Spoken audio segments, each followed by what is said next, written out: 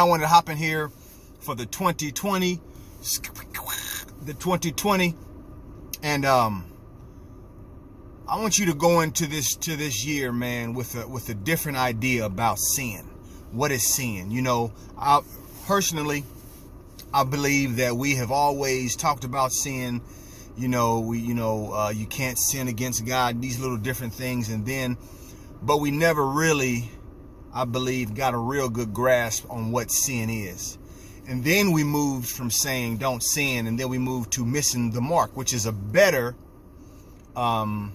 explanation almost of what sin is. You know what I mean? Missing the mark. But what is sin for real?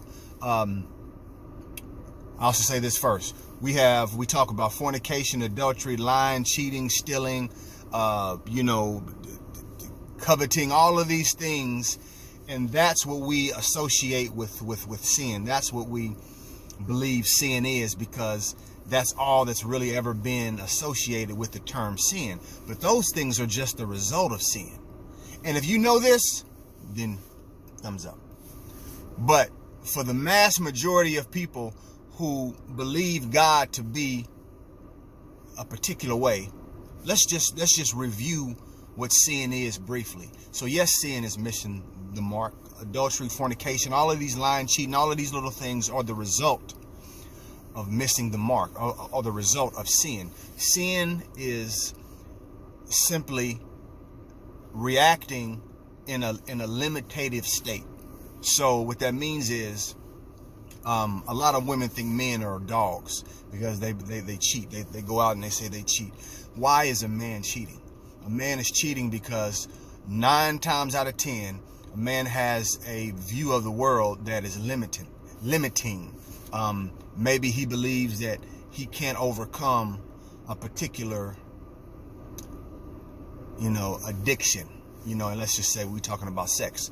So a man may believe that he cannot do it, and he tries, but he feels these urges and these things, and then next thing you know, someone's in his face, and the result is having sex. That could be a result of sin. That could be a sin. So the man is not able in the moment to defeat his low image of himself, even down to the things that have happened to him in his past that have made him react in the way that he's reacting. Women do the same thing in their way. So it's not about a man and not a woman, because women do it all the time too. But this is just an example. When people I know people who just lie automatically. They don't even know how not to. But that's because they are living their life, or they've been living their life in this limitation kind of way. These things can be labeled, but we don't have to go into that right now. I'm just making an example of what sin is. So you're sin. You are walking out your fears. You're walking out your limitations. You're walking out your pains. And the result of walking these things out, they land in these different circles. They land in the lying and the cheating and the coveting, and all of these kind of things. So I believe if you have a different view of sin and erase it from this heavenly authority slamming down the gavel and said you sinned against God. What is sinning against God? It's that God is everywhere. God is in you. God is outside of you. God leads you and guides you in the direction that you are to go in your own life. But when you allow the fear and the pains of your experiences to dictate where you maneuver to, then that's when you go against God, because the greater perspective in you, God, is leading you in a different direction, but you're allowing the cares, the weights of the world to move you in the direction that's contrary to where God has been trying to get you. So it's not about these specific things. These specific things are the result of how you view yourself, how you have been holding on to the different pains and the worries and the cares. That's sin.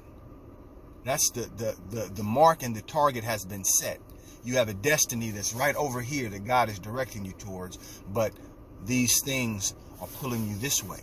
When you realize the power that you have and what you are, then it's a beautiful thing to go the way of God, because you know that your destiny, which is a beautiful destiny on this earth that is filled with the desires and the joys and the experiences that you want to have here, then you'll tend to go towards where you know you belong. Hope that made sense, man. This is a real critical point, I believe, as we move forward, in our time. And again, 2020, this is not a declaration. This is just a way to begin to see what life really is and where it's really been trying to get you.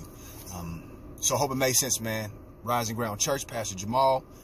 If you have any questions, if you want to know more about how you can break the chains of those things that you know have been pulling you, you know instinctively the wounds and the impressions that have been made in your life, in your heart, in your soul, because of how life has been. Talk to us. Hope it made sense, y'all. Talk to you 2020. We out. Peace.